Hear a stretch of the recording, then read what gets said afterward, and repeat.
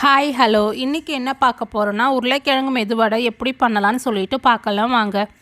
உருளைக்கிழங்கு 2, உளுந்து 100 கிராம், அரிசி மாவு 2 டீஸ்பூன், வெங்காயம் 2, கருவேப்பிலை, இஞ்சி, சால்ட்டு, எண்ணெய் தேவைக்கேற்ப எடுத்துக்கோங்க. ஃபஸ்ட்டு உளுந்தை 2 மணி நேரம் நல்லா ஊற வச்சுடுங்க. ஊற வச்சதுக்கப்புறம் ஒரு மிக்ஸி ஜாரில் ட்ரான்ஸ்ஃபர் பண்ணி கிரைண்ட் பண்ணி வச்சுக்கோங்க.